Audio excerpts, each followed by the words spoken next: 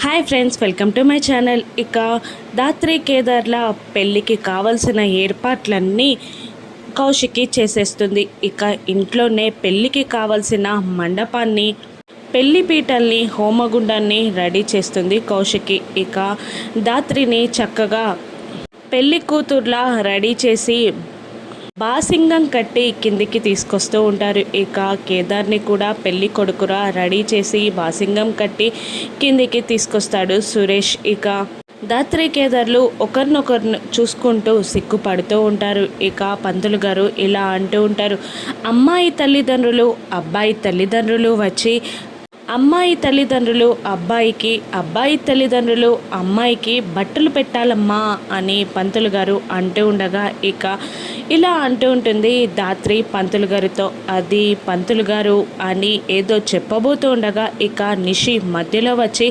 ఎందుకే ఇంకా నిజాన్ని దాస్తావు అని అంటూ టెన్షన్ పడుతున్న సుధాకర్ని చూస్తూ నిషి ఇలా అంటూ ఉంటుంది, నాకు తల్లి లేదు, తల్లి లంచగొండి అని, కేదార్కి కుటుంబమే లేదని పంతులు గారితో చెప్పు అని నిషి ఎగతాళిగా మాట్లాడుతుండగా ఇక వైజయంతి ఇలా అంటూ ఉంటుంది, అమ్మి కౌశికి అంత్య నిష్ఠూరం కన్నా ఆది నిష్ఠూరం మేలంటారు, ఇప్పటికైనా ఈ పెళ్ళిని ఇక్కడే ఆపై అని అంటుండగా సాధు సార్ ఒక ఆడ మనిషితో కలిసి పెళ్ళికి వస్తారు. ఇక సాధు సార్ని చూస్తూ కౌశిక్కి టెన్షన్ పడుతూ, ఇంకా ఇక్కడికి ఎందుకు వచ్చారు, మీకు కావలసిన వాళ్ళు ఇక్కడెవరూ లేరు, ఇక్కడ ఏది జరగట్లేదు, మీరు వెళ్ళొచ్చు అని అంటుండగా, నేను ఇప్పుడు పోలీస్ ఆఫీసర్ రాలేదు, జగదాత్రికి మామయ్యలా వచ్చాను అని సాధు సార్ అనగానే దాత్రి కేదార్ హ్యాపీగా ఫీల్ అవుతుండగా ఇక